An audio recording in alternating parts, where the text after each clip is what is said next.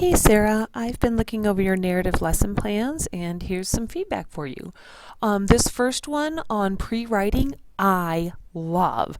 I think it's timed well. I think it flows well. I think that you scaffold and guide the students into the descriptive writing well enough so that they can feel confident enough to do that. Let me show you some places I liked in particular, so there are things that you can replicate for next time, okay?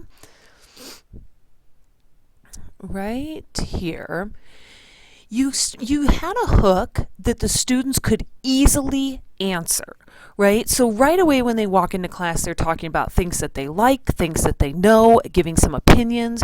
It allows everyone to participate in a way that is very non-threatening, and so I like that in a hook. Very nicely done. Your transition from the hook into the content of the lesson in narrative stories is very well done as well. And I like that I like that chart, right? I showed you guys that. But I like that you had them go from their hook into thinking about a narrative really at a very deep level, something they've never done before. But then you ask them to wrap back around to something that you're going to hear from the hook, right? And analyze it. And so that kind of circular spiraling type motion, I really like that. So they walk in and right away they're talking about something that they know and they enjoy and they like.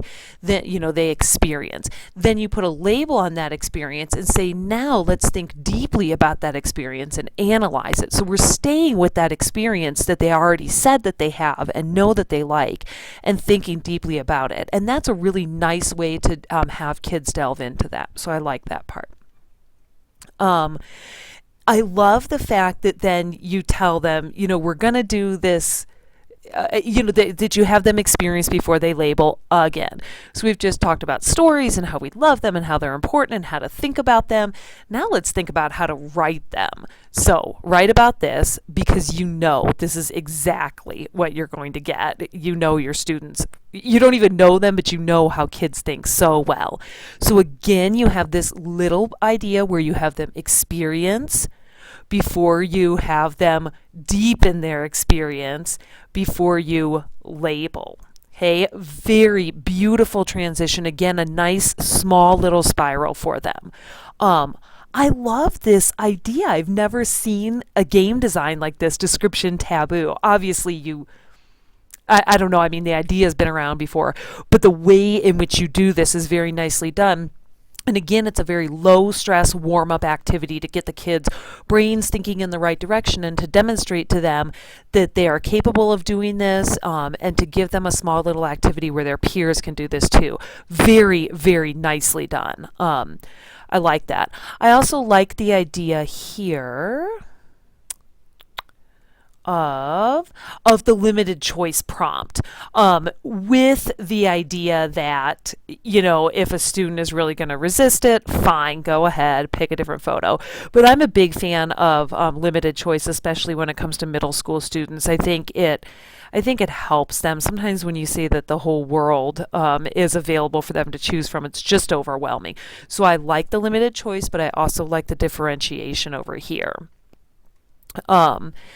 And then the exit ticket, where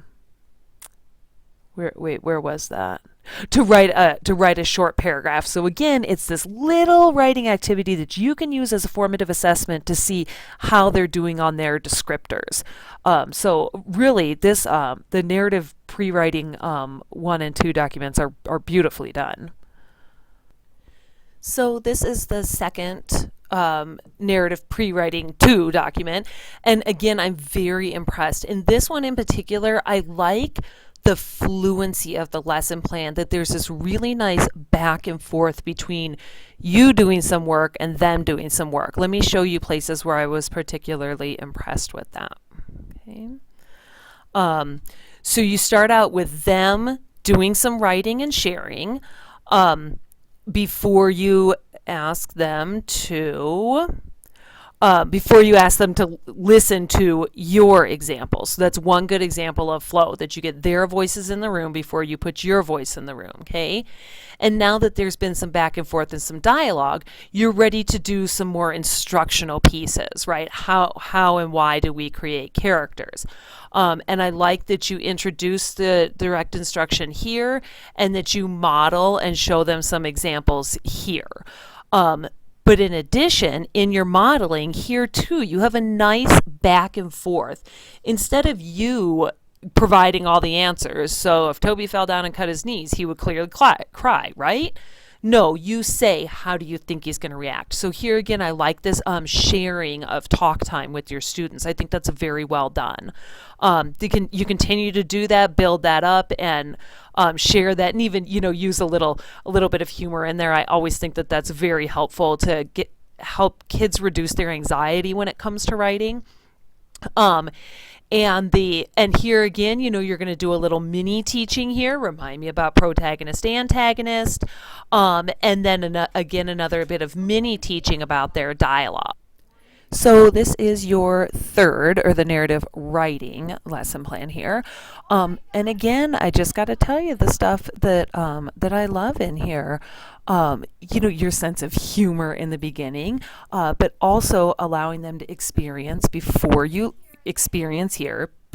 label, and then have them stick with it for a little bit and talk about not just third person, here's what it is, but why we make the choices that we make, why you made this choice, and then you moved them into what was it, The Hobbit or something. Oh, hold on, I'm going to keep scrolling, stick with me. Yes, right in here, right? Because you talked about how point of view is really powerful for setting tone. And I like that kind of connected instruction, so that it's not one little piece at a time, that is a whole bunch of little pieces and how they tie together. I also love the fact that you're giving some direct instruction, through something kind of like visual and entertaining like that. Really demonstrates to me that you are thinking about your students, who they are, where they live, what would kind of keep them engaged, and I really appreciate that. So again, here another thing that I like that I mentioned up above also was this this fluency in your lesson plan, that there's some shared talk time, that there's a lot of back and forth in this, and I think that's really good. Just something so as you're headed into step 3 though, it's one thing to write a lesson plan this way. You have to practice this, because what happens is that you just get so excited about the things that you're doing and about their reactions that you just start talking over them and skipping all of the question part and skipping all of the wait time to get their answers. So be very vigilant in yourself as you go into step 3, because you've got this skill and you should use it. Make sure that you use it then, okay? Here I am in your narrative revising lesson plan, and again, awesome. I have nothing but good stuff to say. This is so cool. Rethinking, re-seeing, drop them into some professional text so that they can think about visualizing and sensory perception. And obviously you've chosen a very carefully chosen passage here. And so again, we're experiencing before we label, and you're guiding that experience for them so that then they can drop into their text and look for those places, which you do down here. And once again, I love, that you're using a little bit of this, these pieces to help them, to help get some additional information, so you're not the holder of the information. There's information out there that they can access, and you're using different videos to show that. And I think I forgot to mention your previous one, but I also appreciate the fact that you're really thinking carefully about any differentiation pieces in here too. It just, wow, nothing but good stuff to say. Very nicely done, Sarah.